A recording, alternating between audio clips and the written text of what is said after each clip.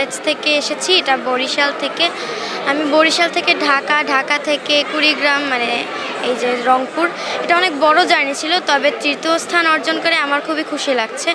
And জায়গাটা খুবই সুন্দর, কুড়িগ্রাম অনেক সুন্দর সুন্দর জায়গা আছে, আমি ঘুরেছি। আমি উত্তরবঙ্গ জাদুঘরে গিয়েছিলাম, অনেক সুন্দর অনেক জিনিস শিখতে পেরেছি।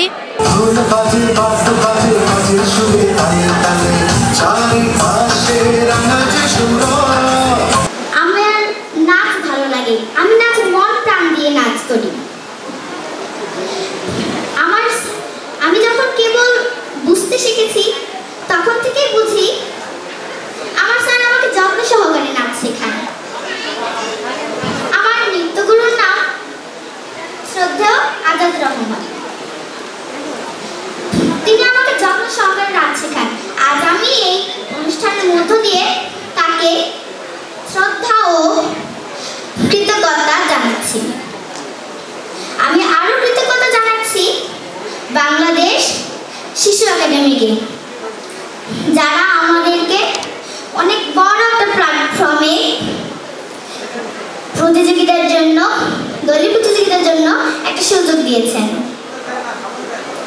এবং আমি আরেকটু কথা বলতে চাই, আমরা যারা নাচ করি তাদের বাবা মাদের প্রচুর কষ্ট, আমি তাদেরকেও কৃতজ্ঞতা জানাতে চাই। এবং এখানে এসে আমার অনেক আনন্দ লাগছে। এই ধরনের একটি বড় আয়োজন আসলে ঢাকা শহরের বাইরে, এগুলো স্থানীয় যে আমাদের শিল্পীরা আছে তারা খুব উজ্জীবিত হয়। বিশেষ করে বাংলাদেশের সাংস্কৃতিক অঙ্গন বা বিশেষ করে নৃত্যাঙ্গনের দুজন প্রতিযোগিতা শিল্পী শিবলি মোহাম্মদ এবং শাহেমারা নিবাদের মতো শিল্পীরা যখন আসেন, অবশ্যই স্বাভাবিকভাবেই এখানকার সমস্ত মানুষ উজ্জীবিত হয়েছেন। এই আয়োজনটি জেলা শহরে খুবই সাধুবাদযোগ্য আয়োজন। এই আয়োজনের মাধ্যমে আমাদের কুড়িগ্রামের স্থানীয় সংস্কৃতি অনেক দূর সুবিধা পেয়েছে এবং তারা এগিয়ে যাবে। আসলেও এটি একটি বড় উদ্যোগ। এই জন্য আমি মনে করছি ঢাকার বাইরে যত বেশি আয়োজন হবে তত বেশি আমরা আমাদের এই যে ছড়িয়ে থাকা প্রতিভাগুলোকে সন্ধান করতে পারবো। কারণ সব কিছু কিন্তু ঢাকা কেন্দ্রিক হলে হবে না, সব জায়গায় প্রতিভা আছে, সব প্রতিভাকে আমাদের সংগ্রহ করতে হবে এবং বিকশিত করতে হবে।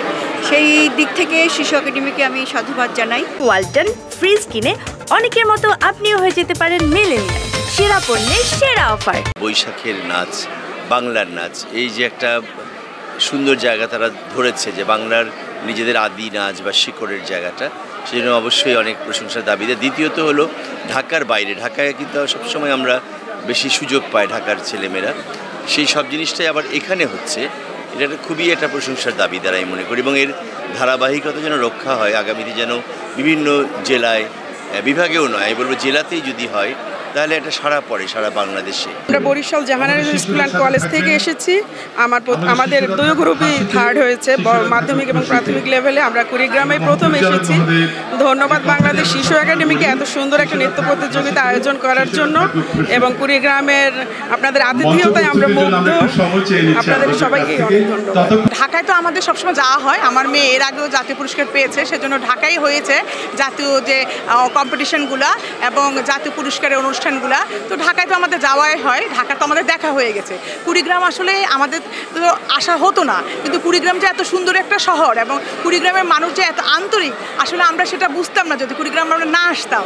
চর্চায় উদ্বুদ্ধ করার লক্ষ্যে নিয়ে চট্টগ্রাম এবং রাজশাহীর পর বাংলাদেশ শিশু একাডেমি এই বাংলার বৈশাখ, বাংলার নাচ, এই স্কুল ভিত্তিক দলীয় লোকনৃত্য প্রতিযোগিতার চূড়ান্ত পর্বটি এই কুড়িগ্রাম শহরে করেছে।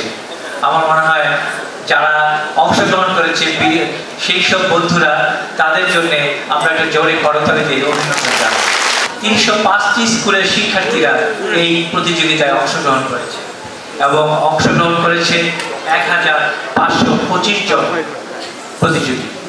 এদের মধ্যে মেয়ে শিশুর সংখ্যা 1372 এবং ছেলে শিশুর সংখ্যা 153। আজকের এই আয়োজনে আমরা বিজয়ীদের পুরস্কার দেব এবং এই বিজয়ীরা জেলা থেকে বিভাগ এবং বিভাগ থেকে এই কুড়িগ্রাম শহরে গতকাল এই প্রোগ্রামটি হয়েছে, সেখানে যারা বিজয়ী হয়েছে তাদেরকে আমরা পুরস্কৃত করব। আর এই আয়োজনে শুভ উদ্বোধন করেছেন আমাদের বরেণ্য কথা সাহিত্যিক আনোয়ার সৈয়দ হক।